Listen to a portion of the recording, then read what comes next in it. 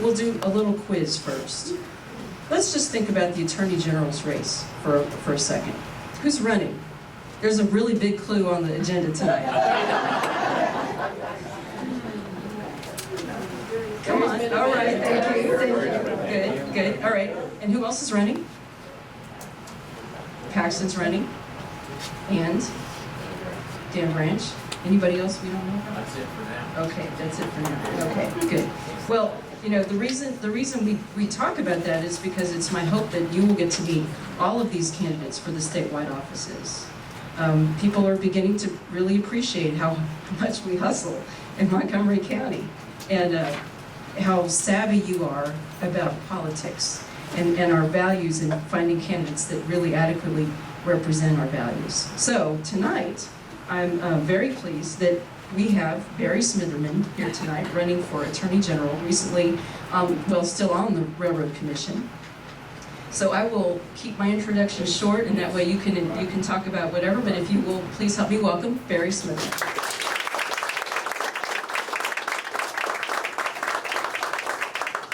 Julie, thank you very much. And first of all, let me introduce my wife of 26 years, Mary Jane.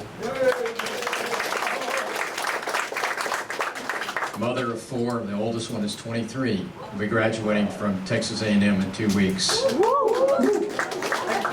And my third son, Owen, is traveling with me this summer. He's back in the back, just graduated from high school.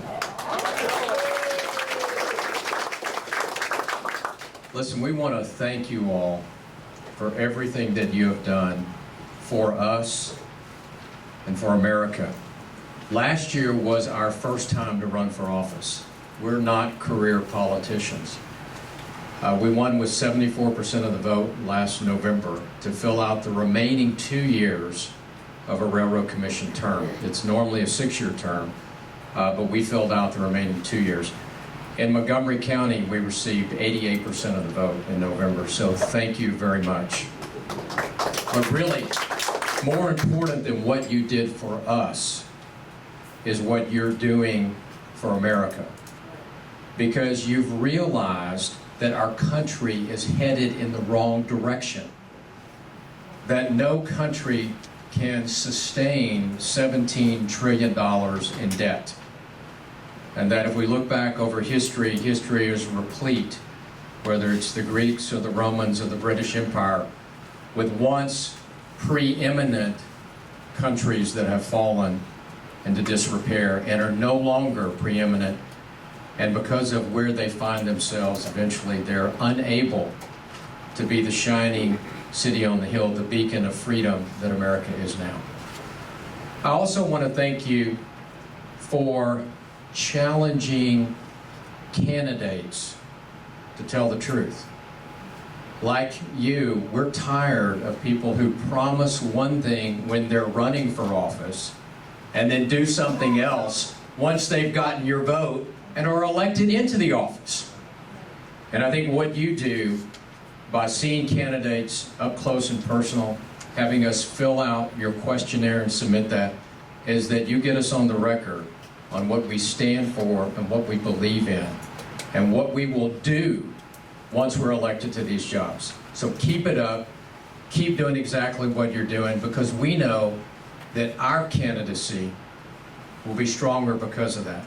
And you will want us to be in the office that we're seeking as we go forward. Now I want to tell you, we've only been at this a short period of time. And now with Governor Perry not running for election, re-election, General Abbott running for governor, and that creates an opening for Attorney General, which we are running for. And they're big shoes to fill, but we're ready to fill them. Even though we've only been at this a short period of time, I want to try to convey to you tonight our passion as a family for family and free enterprise and freedom. And these are the things that we have strived for in the various positions that I've had as an adult.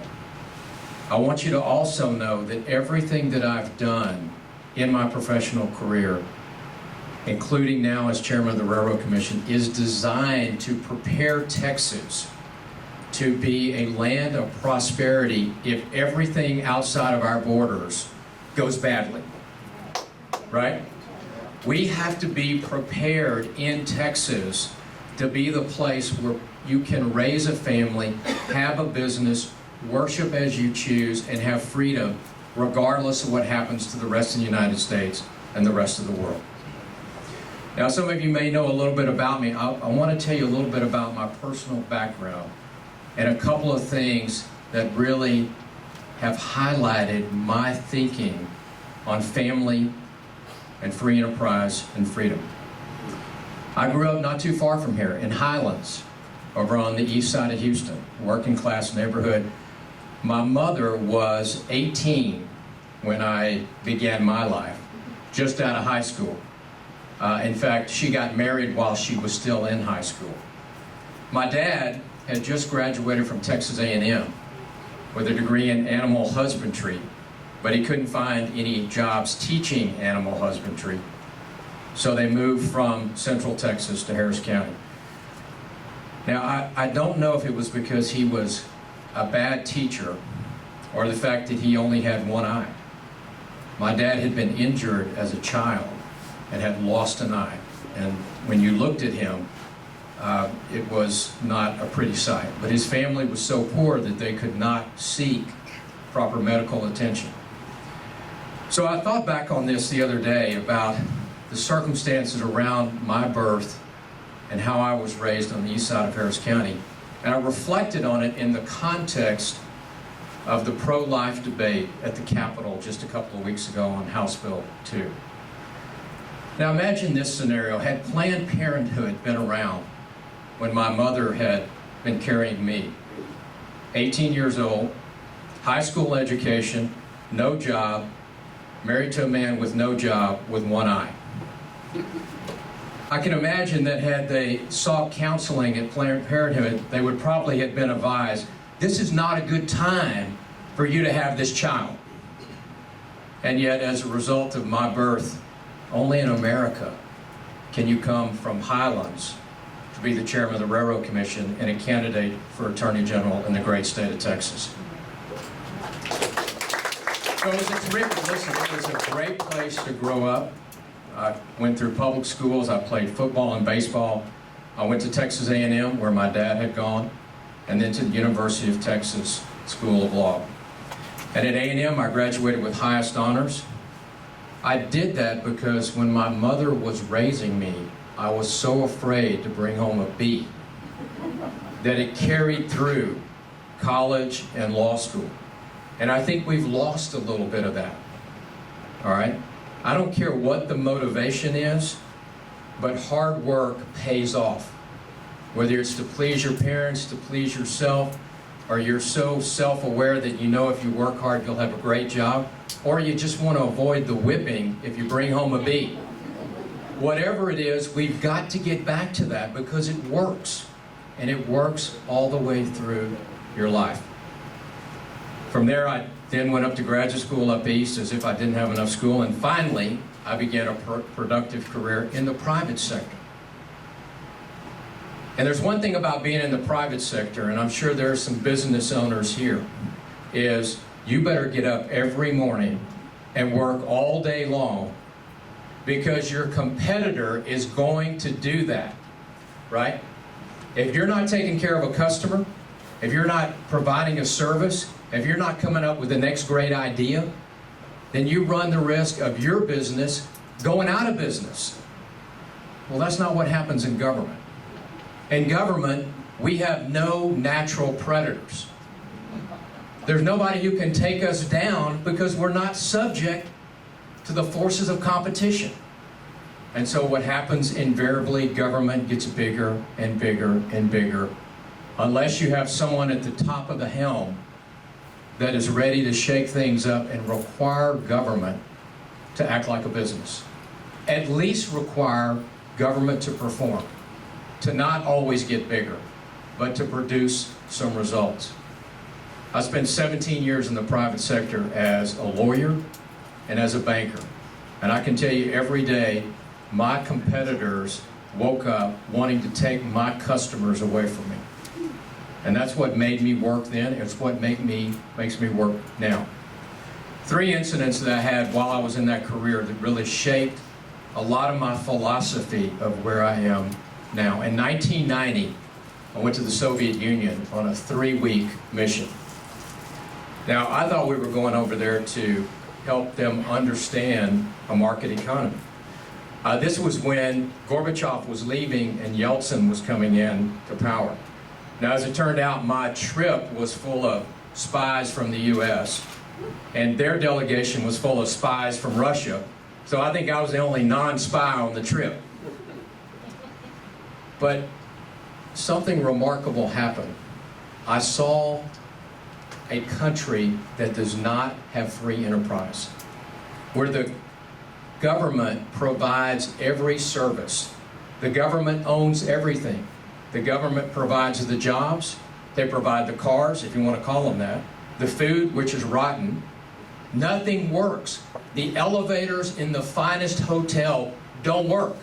You take the stairs. But you know what? You don't have a choice, because the government provides everything. It humors me, it's sad that people believe that a socialistic government can provide better service than a free market economy. We know it doesn't work. We've seen the experiment run on a global scale. It's a colossal failure. And what happens in the meantime is nobody takes care of the environment because there's no private property ownership. And when you don't own something, you sometimes don't care about it as much as when you do. It's your own lot that you take care of. It's your own house that you look after, your own farm, your own business that you spend the most time on. About 2 years ago, I went to China. There's another false economy. I don't care what they tell us, don't be afraid of them, because it's going to fall apart as well. Anytime you have the government providing and allocating resources and determining what's going to be built and where it's going to be built, you end up with 50-story apartment complexes that nobody lives in.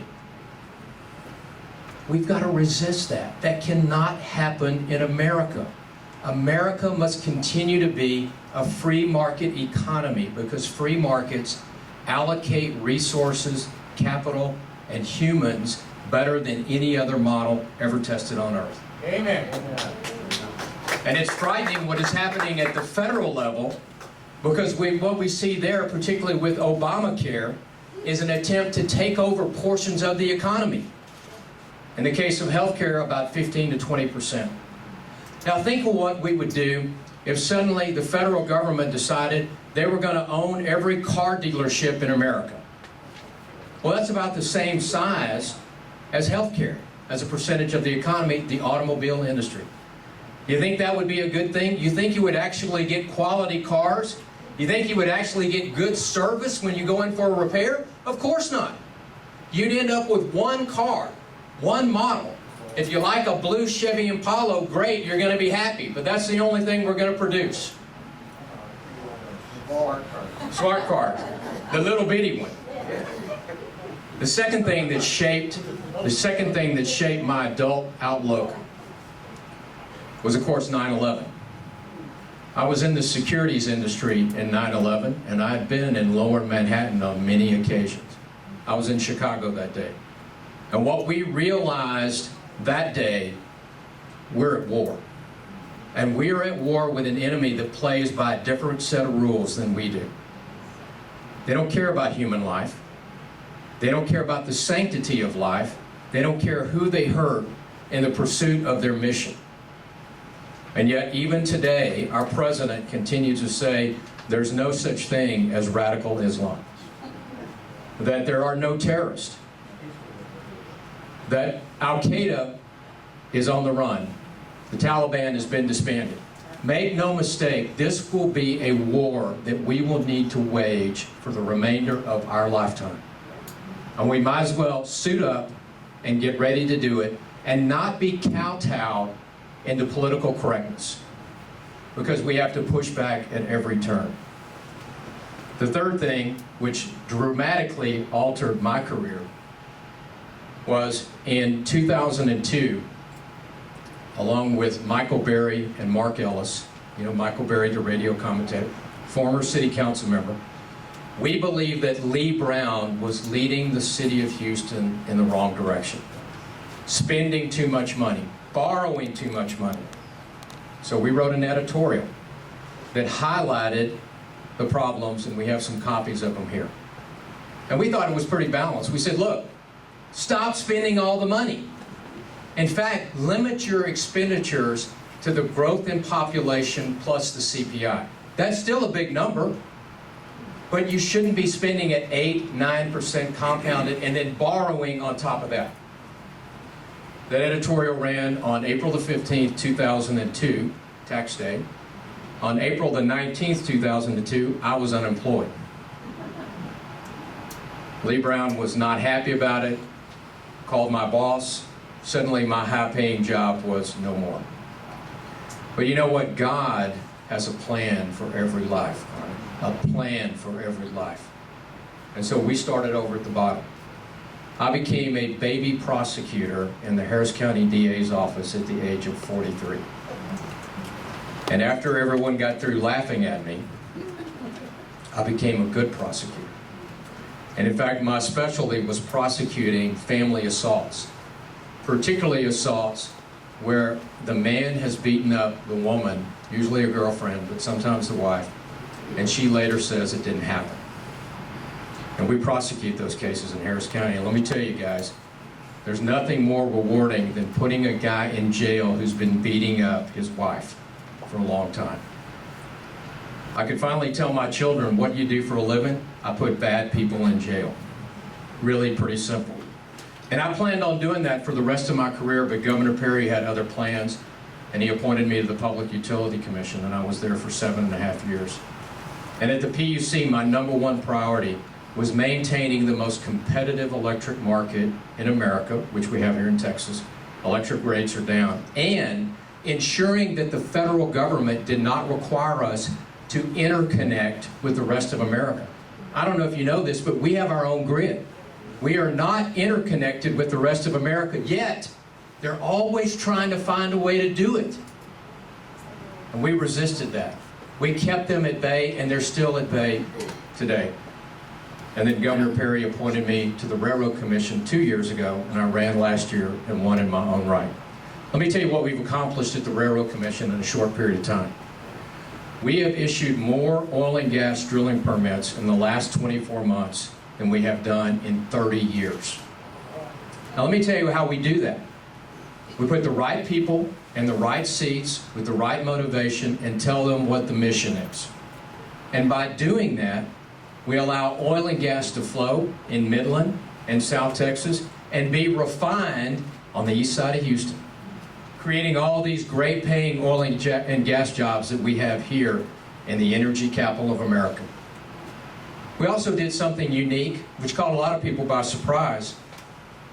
I realized when I first got there, we had a policy that CHL holders could not carry in our building or in our vehicles. Now, we have 10 district offices around the state. Our people often find themselves in remote locations, by themselves, sometimes in South Texas and West Texas, which are not quite as safe as we would like them to be. I rescinded that policy immediately. If you got a CHL, you can carry in one of our pickups in our building. And by the way, I want all the bad guys to know that. Because if they think about trying to hijack one of our pickup trucks, they need to think twice that maybe our guy might be packing heat. And I took that a step further. I said, if you don't have a CHL, would you like to get one? And we had over 100 people sign up for a CHL class. We held it in the Railroad Commission building, and I got my CHL along with my employees. You know, you gotta love the press. The press calls me up and says, "Well, here you're having this class for your employees. How do you know they actually want to get a CHL?"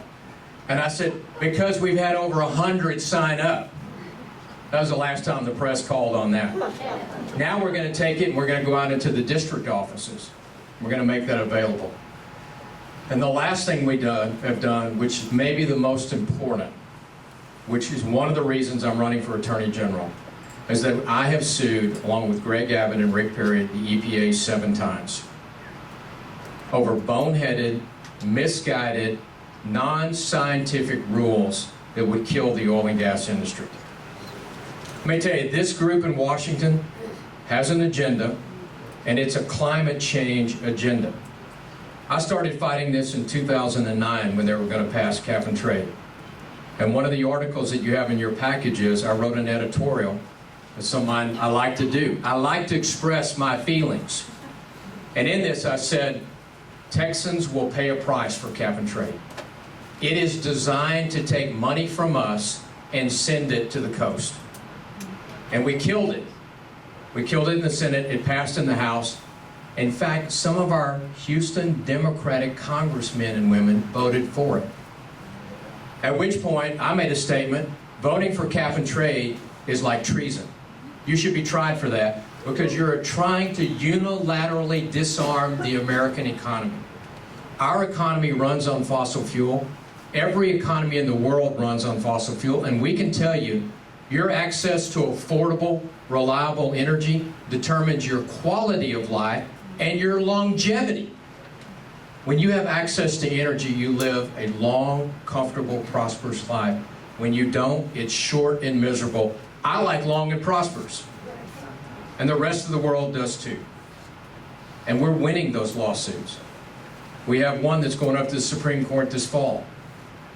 Everybody told us to leave it alone. It's called the Cross-State Air Pollution Rule. Had this rule been put in effect, it would have required us to close down some of our power plants in advance of their final maturity, of their final lives. We said, look, we can't do it. If we do that, we won't be able to keep the lights on. To which the EPA said, well, what about all this wind you've got on the grid?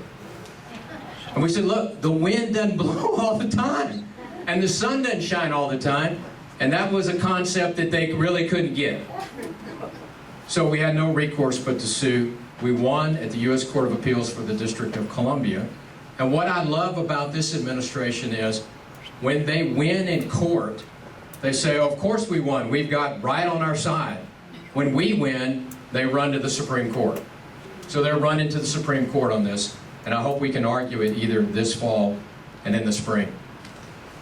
The last thing that I want you to know that we're going to do is when I'm the Attorney General, I'm going to take some of our resources. By the way, you know the Attorney General's office has 4,000 employees. 4,000 employees in 96 offices around our state. I want to take some of those people and use them for prosecuting border crimes. Let me tell you the problem that we've got. The Attorney General does not have primary responsibility for prosecuting crime, but we can be brought in by a local DA to assist on a case or to take over a case if they don't have the resources or the expertise. So what I want to form in the AG's office is a unit that will assist border sheriffs and border DAs in prosecuting crime. Think about this as the equivalent of Rudy Giuliani's broken windows policy. That means you broke a window, you go to jail. We don't ignore it. You spit on the sidewalk, you go to jail. You litter, you go to jail. I guarantee you, along the border right now, there's trespass, there's vagrancy, there's littering, there's assault, there's DWI, jaywalking. I don't care what it is. If you break the law, you go to jail. If we can't deport you, at least we can hold you over and get you off the streets. That's what we're going to have to do in order to deter crime that's happening along the border. Now, Greg Abbott's been the Attorney General for 12 years, and he's done a great job. He's a person that I know well. But when I'm in there, we're going to take a look at these 4,000 people, as I have done at the Railroad Commission, as I did at the PUC, and as I've done in the private sector. And we're going to find out if we've got the right people in the right seats doing the right thing, using the least amount of your taxpayer dollars to accomplish it. So here's what you need in your next Attorney General. You need a fighter. You need someone who's not afraid someone who has stood up, stood on principle, suffered the consequences of standing on principle, and keeps getting back up. You know, the mark of a man or a woman is not whether you fall, it's how you get up. Do you get back in the game? Do you continue to throw punches even though you know you're going to get knocked down again? We've got a war going on with the folks in Washington. They have Texas with a big, fat bullseye. The fact that we are incredibly prosperous drives them crazy. And you know what the plan is? It's not to lift all the other states up, it's to push us down. It's redistribution of wealth using policies and rulemakings that are designed to hurt the Texas economy. We can't let that happen. Because if we fail, there really is probably no other place in America where you can go. And there's really no other place in the world that you can go. So I return to my original statement. For my grown life, my objective is to create an environment in Texas that allows us to be prosperous, to thrive, to be free, regardless of what happens north of the Red River and east of the Sabine. And if I'm your Attorney General, that's exactly what I'll do. Thank you very much.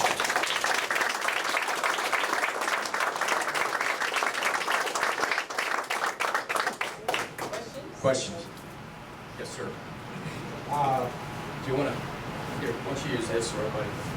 All right. Tell us your name. I'm Philip Wagner, and the question I had was, when I called Greg Abbott's office, he said, or not he said, but the person I spoke to said that their office was there to protect the government agencies and lawsuits and such, and I was calling about the toxic well decision by the TQEC.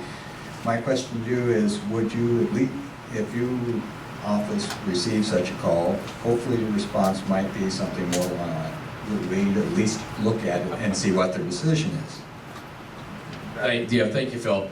You know, right. You know, the technical definition of the job is to defend the Constitution and laws of the state of Texas, and it gets a lot more complicated after that because we also do child support, we do criminal justice, open records, bond opinions, a lot of things. But what I've tried to do as chairman of the Railroad Commission, chairman of the PUC, and in the private sector is have a customer service orientation. To think about what we do in terms of the private sector. If we're not treating customers, we ought to go out of business. The government can't go out of business, so we have to teach our people to have customer service. One of the things that I bring to the job, in addition to that, is knowledge of the oil and gas, pipeline, power generation industry, a little bit about water. So, I mean, you can't just hide behind a statement, you know, this is what we do, we defend the laws and the Constitution. We really ought to take a look at it. After all, we have 4,000 people, right? So somebody ought to be able to check into something like this. And by the way, you know, my cell phone is on all of my cards. So if you don't get satisfaction from someone in the office, call me. Yes, ma'am. I don't need that. Okay. Trust me. Yeah, all right. Okay. Just tell me your name and Vicki Tompkins. I am a New Yorker by birth and a Texan by choice. congratulations. So, everybody knows that. But when you mentioned Rudy Giuliani, having lived in New York under Rudy Giuliani, I can tell you his theory behind broken windows was low-level crimes and outstanding warrants for those low-level offenders, and that's how you get your rapists and your, thieves and your robbers and your drug dealers. That being said, on a different level with the border, how do you usurp the federal government, and who are you going to put on the border? Well, the federal government's responsibility, which they failed at miserably, is border security. So the border insecure, that's their job. Every time we try to do it with state resources, they tell us it's not our responsibility, even though we put more and more people down on the border. So my concept is that we deploy additional assistant attorney generals, investigators. We send them down there to work hand in hand with border DAs, border sheriffs, border constable to prosecute every single crime that we can. And let me tell you why this is important. The other day I got a letter from T. Michael O'Connor, who's the sheriff in Victoria. And the South Texas border sheriffs are fed up. And they've created their own association. Their mission is to try to figure out how to do this, recognizing they're getting no help from Washington or from Austin, in their opinion. So if that is the case, that they're going to do this on their own, we have a responsibility, I think, to try to help them do it. Yes, ma'am. I'm Robin Yarborough, and I have a question about same issue. It's not just a matter of doing what the U.S. government is not doing. They actively prohibit, and you know, look what's happening in Arizona. How do you plan to work that issue? You know, I think there's a couple of things. We have to, of course, we have to continue to prosecute them in federal court when they do boneheaded things like Eric Holder saying, notwithstanding the Supreme Court's recent decision that we don't have to pre-clear our lines under Section 4 of the Voting Rights Act, that he's still going to attempt to enforce that and put additional scrutiny on Texas and the other 8 southern states. So once again, when the decisions go their way, like in Obamacare, you know, they're happy as a clam. When they go the other way, they want to figure out a way to work around it. So we're going to probably have multiple lawsuits over that as well. That was my next question. Yes, ma'am. Yes, ma'am. And I'll give you a great example in the environmental oil and gas world. We have been dealing with 2 species. One, the dune sagebrush lizard, and the lesser prairie chicken for the last 3 years. And in the case of the lizard, we prevailed because they, as soon as Obama got into office, what happened is all the environmental groups, so-called, like Wild Earth Guardians, you know, Center for Biological Diversity, they run to the Department of Interior and they cut a deal with them to put a species on the endangered species list, and then they file a timeline for implementation, and the first time we find out about it is when we get the timeline. Nobody was involved, no lawmakers, no regulators, no one from the oil and gas industry, no landowners. And so we said, this seems a little suspicious. And oh, by the way, we were able to keep the lizard off the endangered species list by going out and finding more lizards. Pretty simple idea, right? We deployed some A&M and some tech and some UT biologists, and we sent them out to West Texas to find more lizards. How ironic, of course, that they chose the lizard because it's indigenous to the Permian Basin, the most prolific oil and gas producing region in America. No accident, right? So we find all these lizards, they don't list it. Then they go to the prairie chicken, and we're working on that right now.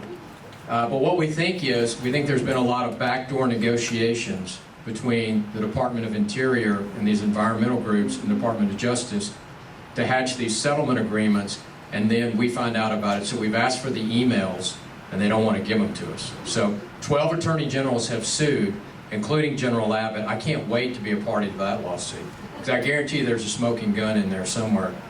The sad part of this is there's another 200 species in the queue, because what the environmental groups know is they've been waiting for someone like Obama forever, right? They couldn't get it done under either Bush, they couldn't get it done under Clinton, and now they got their guy, finally. And you know, it's because it goes to their philosophy of life, that planet Earth is for the plants and animals, not for humans, right? We're the problem. In their eyes, we're the problem. We expel CO2. We consume too much. You know, God gave man dominion over the earth, not the other way around. Yes, sir. Ricardo Cortez. Evening. I know I talked to Mr. Abbott about problems with immigration. It seems to me like he kind of, these people, kind of throws the ball to the federal. My problem that I have is how you will enforce the laws that we already have so they can apply to illegal aliens, because at this time some laws are applied but some others are not. I personally have cousins with smart group people, and they've been in jail for 3 or 4 years, and then because there's not enough people to persecute them, then they let it out. So what are you gonna do? Yeah, I think we gotta quit just blaming Washington, right? We need to take matters into our own hands. We have plenty of laws on the books. If we can't deport them, we can arrest them, we can lock them up, we can prosecute them. You know, I think the thing that we have to always avoid as Republicans is we cannot engage in selective enforcement of the law. Everybody is subject to the law. The law is supposed to be blind, right? We can't pick and choose, because that then leads to crony capitalism. And in crony capitalism, we're no better than the Democrats, because we allow those with influence, privilege, and connections to get the best deals. We allow the banks with the best connections to get bailed out. We allow people with lobbyists to get special deals. So we have to enforce everything. Ricardo, I don't think we need any more laws. The last thing we need is more laws, okay? We need to enforce the laws that we have, and we need to do them dispassionately, equally, but with fervor. Yes, sir. Oh, tell me your name again. We spoke before the meeting. Look, he told me he was a Wendy Davis Tea Party guy, and was that a joke? That had to be a joke.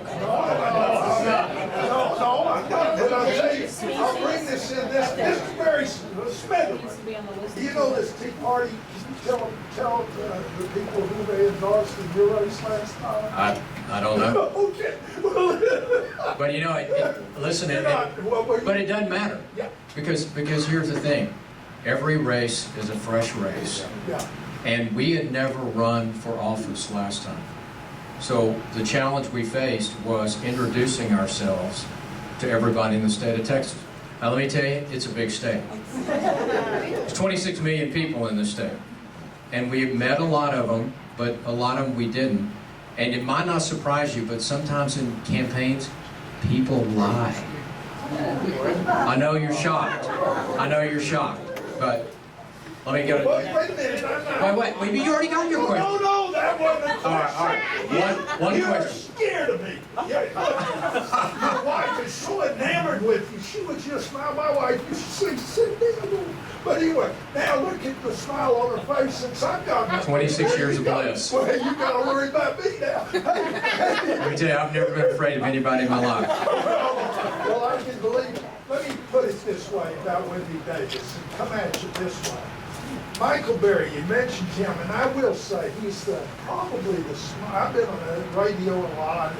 I tell you, that's the smartest radio guy I've ever seen. His positions, he means, sometimes he's wrong, but I'll tell you, I invite everybody to listen to him. I've never seen somebody that does such a good job. But let me tell you this, he has gravitated, he has evolved into more of a libertarian.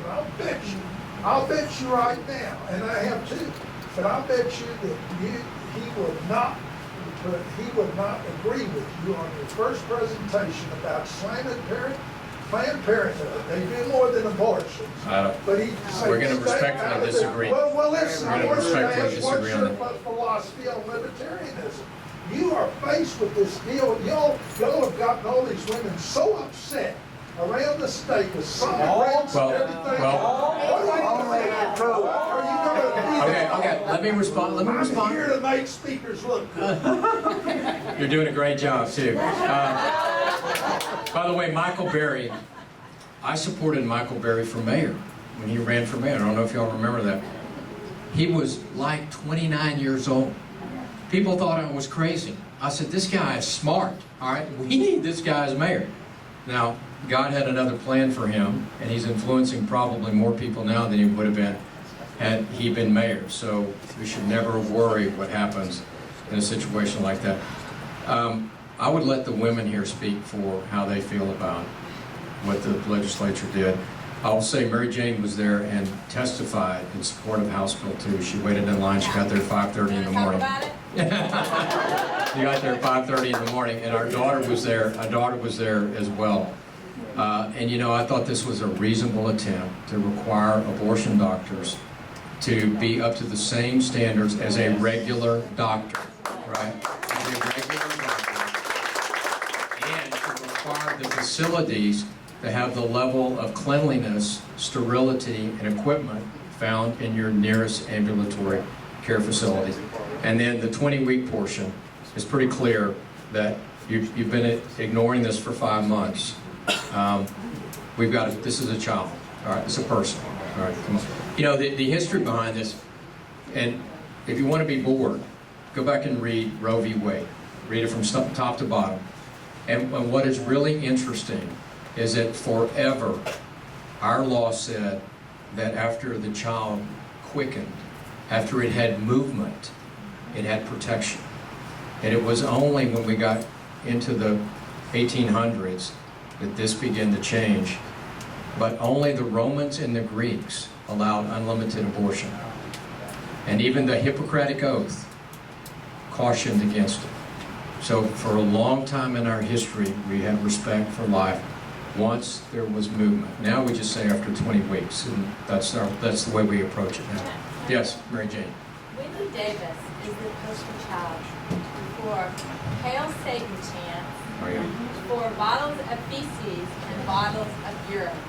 And I put her right up there with Hermit Gosnell. Thank you. Listen, we were on the first day. Hold on.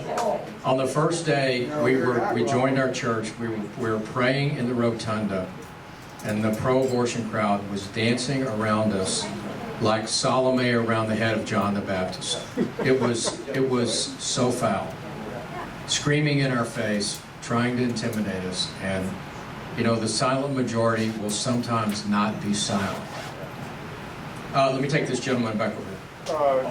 On a less contentious issue, Yes, tell me your name and... Walt Colquitt and back to Lizard.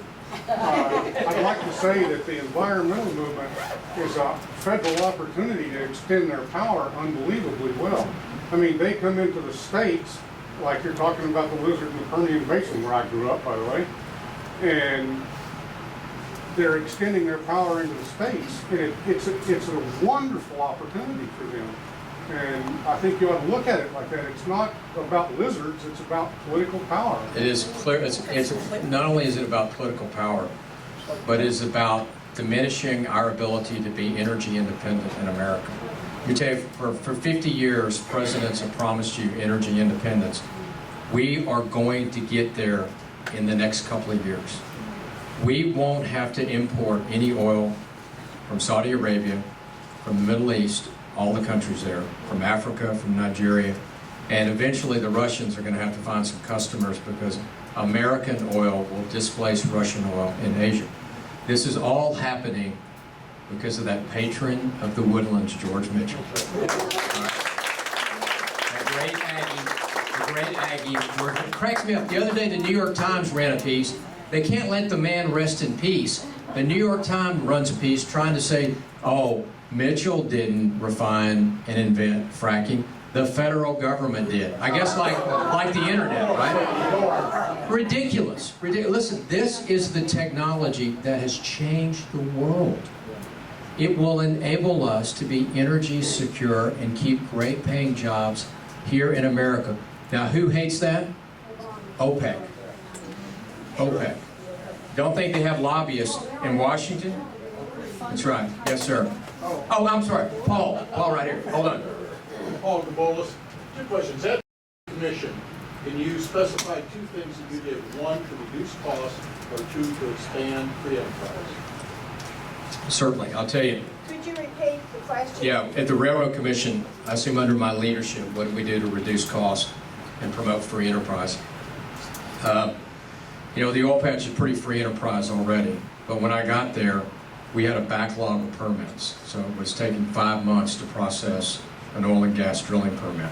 And if you don't have a permit, you can't drill. If you don't drill, there's no jobs. Now we've got that down to 5 days. We're going to get it down to a day here pretty soon. I'll tell you the other problem we have.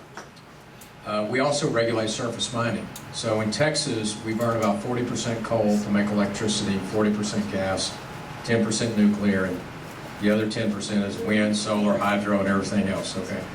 So we permit surface mining at the Railroad Commission. It was taking us 5 years to approve a permit. not to build a new mine, to expand an existing mine. And here's the irony of it, the permit's only good for 5 years. Okay? So the day you got one permit, you had to apply for the next one. It was ridiculous. We've got that down to 270 days now. We're going to get it down to 180 days or 120 days.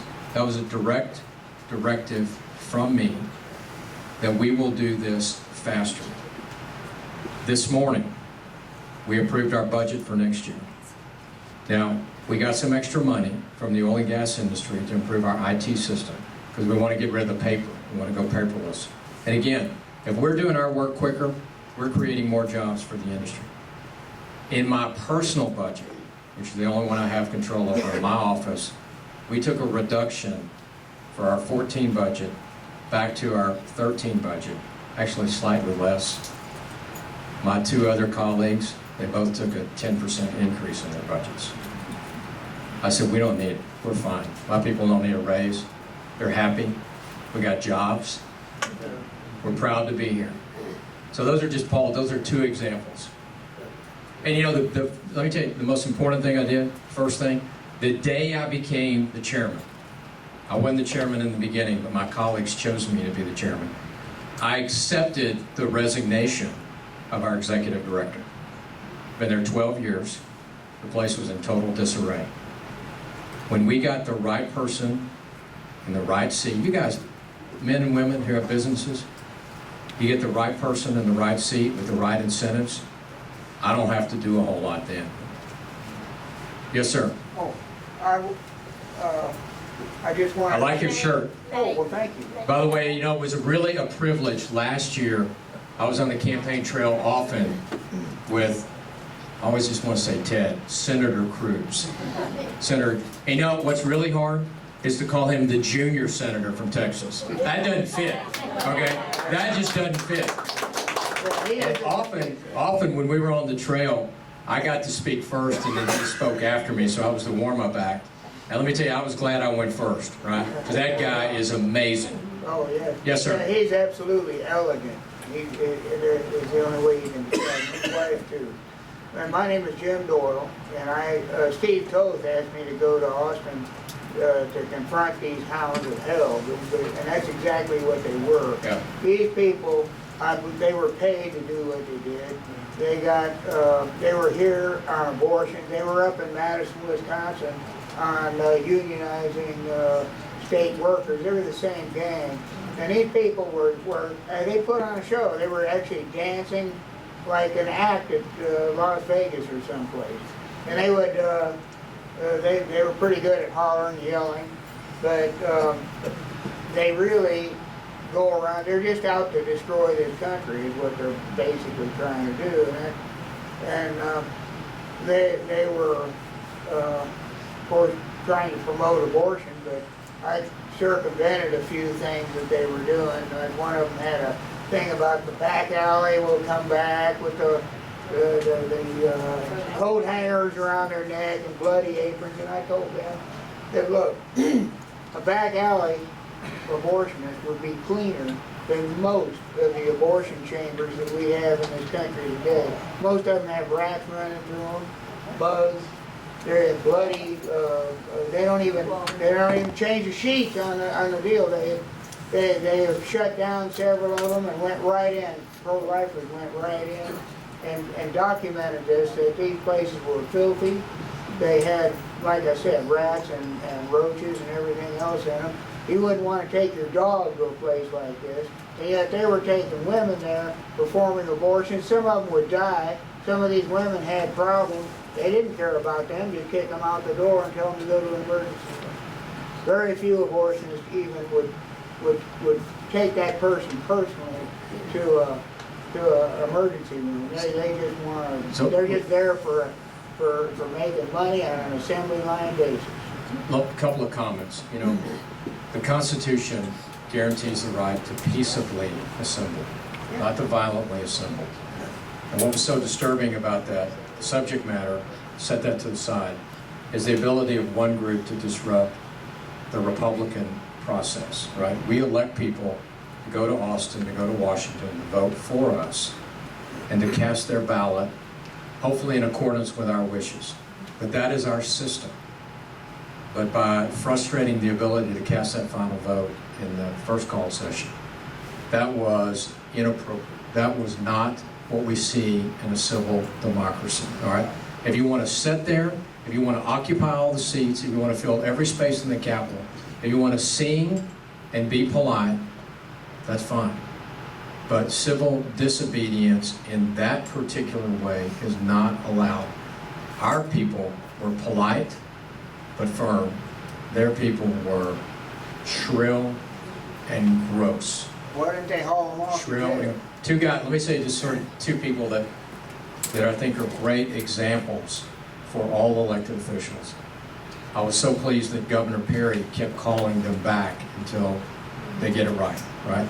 And then Scott Walker. If you've never met Scott Walker, that guy is a rock star. You know, he is the son of a Baptist minister. And to hear him describe what happened in Wisconsin when they were attempting to break the union contracts is what happened in Austin was kindergarten compared to what happened with them. Their children got death threats. The Capitol Police in Wisconsin are unionized, would not protect the governor, his family, the senators, and the reps. They had to hire outside security to take care of them, to walk them from their office to the chamber. That's ridiculous. You should have been fired. But they didn't waver, right? They didn't give in. That's what we have to They're do. unionized. Yes, Julie. You're probably going to cut me off. Oh, sorry. Put it in the old- Yeah. Yes. Do you want to? Thank you. Okay. Why are you the best candidate in this race, especially for the obviously, that's the interpretation is very conservative states. Why are you the better candidate? Two, this is your first elected term as well, as you have done some good things there. Why not stay and be as effective as possible in the term? And three, how do you handle the possibility of something like Let me start with the second one first. I'm actually going to serve out. I didn't hear the question. Okay, the question was, why are you the best candidate? We've got Ken Paxton and Dan Branch in the race. Why aren't they better than you? Two, why aren't you serving out the rest of your term as with the Railroad Commission, and how are you going to pay for locking all these people up along the border? So the second one is, and this can be confusing, because there are 3 railroad commissioners, and it's normally a 6-year term. I was elected only for a 2-year term.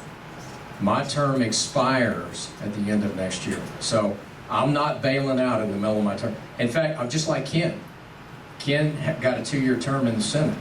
So he is not going to run for re-election. He's going to run for Attorney General.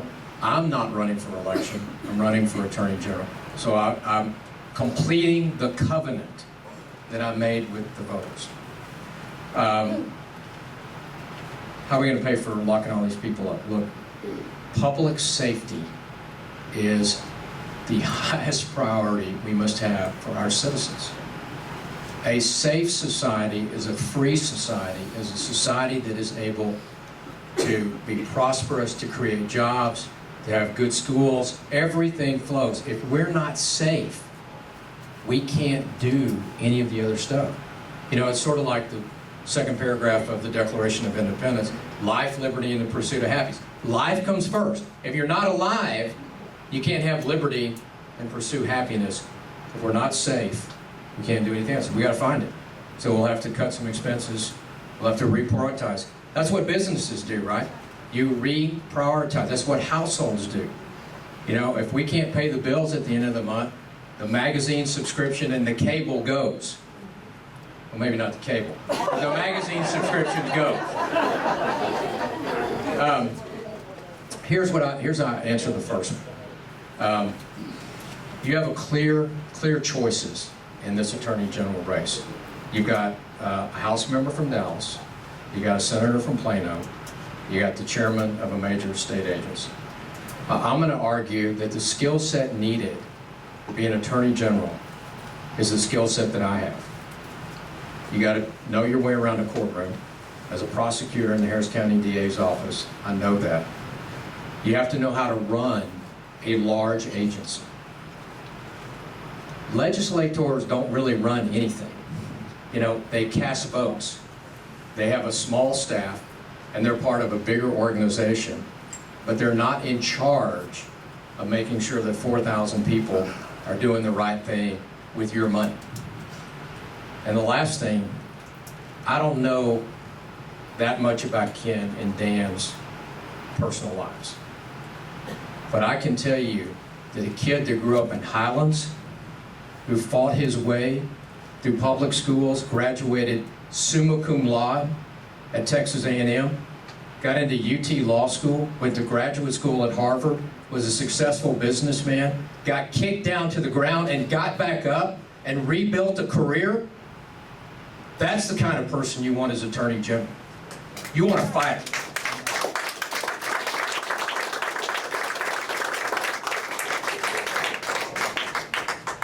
Yeah, sure.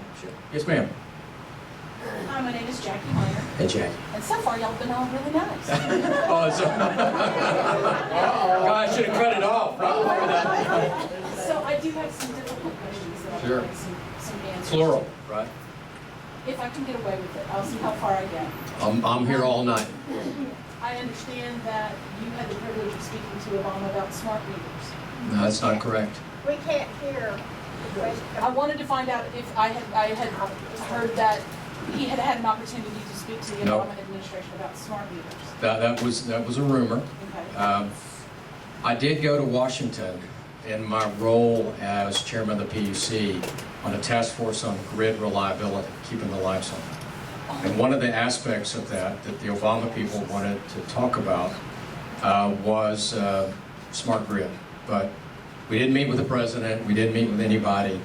And one of the guys from Austin who is a real, greenie, real liberal, he's the one who told the newspaper to write the story that we were up there talking to Obama.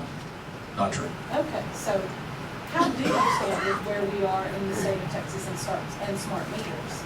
Because obviously, when you use the word agenda in this room, we always put two numbers Sure, on it. 21. Yeah. I understand. And so we have a little bit of a fear factor of, again, the government saying, Yeah. this is something you have Right. to have and you have to have it because we don't. Yeah, I'm glad you asked that. The smart meter legislation was passed in 2005 and then in 2007. And the bill in 2005 said that the utilities could come in, apply for a fee to deploy the smart meters, and that the PUC shall approve it, okay? And then in 2007, this is House Bill 2129, House Bill 3693. I've had this discussion before. One of them by Chairman Dennis Bonnen, the other one carried by Joe Strauss, now the Speaker. And the second bill said it's the intent of the legislature that smart metering devices be deployed as rapidly as possible. So they passed those, by the way, unanimously, including votes from Ken Paxton and Dan Branch. All right, nobody showed up, nobody raised any concerns, dropped it in my lap as chairman of the PUC to write the rules. So my job is to follow the law at the PUC, not to make law. So we wrote rules that would enable the deployment in the cheapest, most effective way. Now, since that time, a number of people have raised concerns, and I've had this discussion with Kathy Adams, and she's educated me, and then I educated her about CO2, and so, we G'd and hawed on this pretty well about Agenda 21, because it's absolutely my conviction that regulating CO2 is also a design to regulate our personal lives, and we have to fight that at every turn.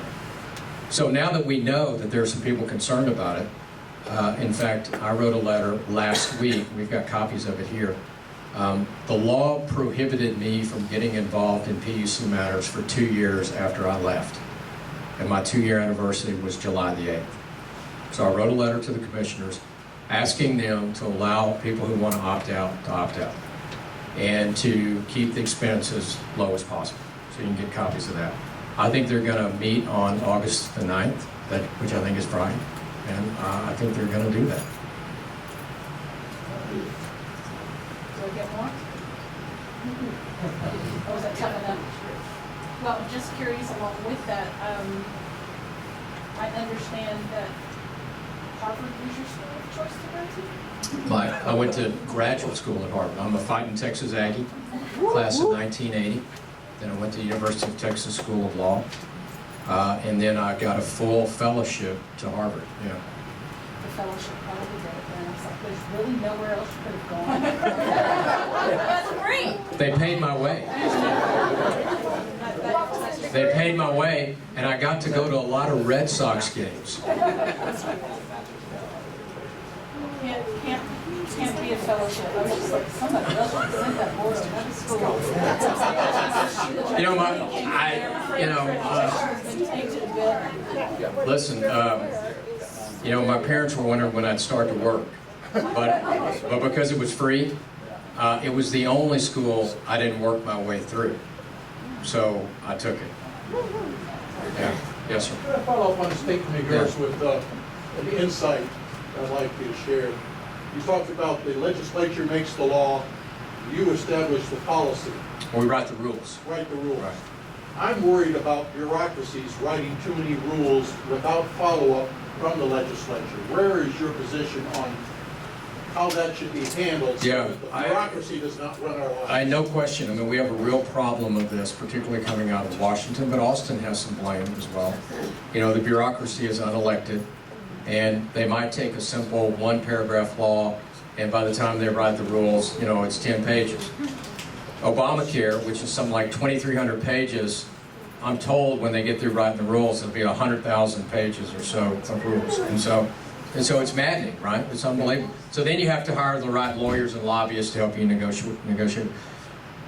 What my policy has always been, when we can, is to write a rule that basically says the same thing as the statute. So, you know, the statute says you shall do the following. So we kind of write the rule that says that. We might give a little bit more guidance, because industry that has to deal with a law needs some clarity, and sometimes the rule gives them clarity. We try to do it in a predictable way, everybody around the table that has an interest in it, and then once you write it, don't change it. Yeah, let the industry be able to adapt to that rule for a period of time. If we need to tweak it, wait till the legislature comes back.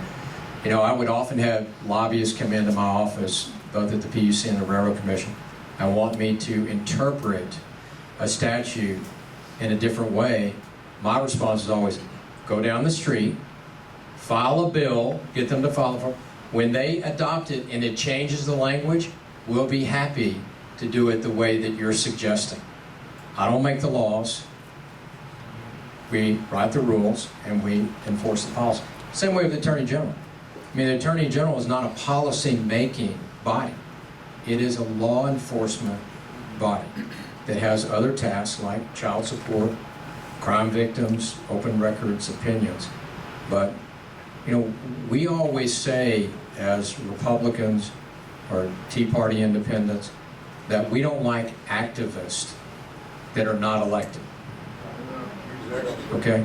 So we need to be clear about that. If that's the way we feel, then we don't want someone in a position that's going to write a rule the way they want it to be. One more, I'll take one more in the back. I'll stay here all night in a minute. Great. My name's Mike Bass. Question on, My wife says, I don't know how much you know about special districts. special But districts. special districts are quite varied, Yeah, but they have been there's well over 3,000 of them in Texas today. yep, They have been the primary cause for increases in debt in Texas and increases in taxes. They've also been a good way for cities, counties, and the state to look the other way to say our taxes aren't going up, but to the person who pays the taxes in those special districts. When you get your tax bill, you see all the Yeah, special districts. Question is that I have is, what do you have any views on what kind of oversights? Because there have been very little. There was a bill passed in this legislature, but by the time it got through, it was very watered down. to try to provide any oversight on these special districts. Well, you know, Anybody can sunshine, point to a lot of abuses. sunshine and transparency are the best antiseptic. Well, I agree always. with that. The Attorney General's office does have jurisdiction over not-for-profits, Right. so we have an investigative opportunity there. You know, it's always been frustrating to me that if debt is not voter approved, that sometimes governments find a way to create it anyway, or they just raise your assessed valuation up so much that they don't even have to change anything and they still collect more money. I go back to change in population plus CPI ought to be the ceiling. By the way, pick up one of our cards, go to our website, barryfortexas.com, sign up and get involved. We've got a video up right now about protecting Texas jobs, particularly jobs in and around Houston. Be a part of our team. We're so happy to be here. Thank you for the hospitality, and please support us for Attorney General. Thank you.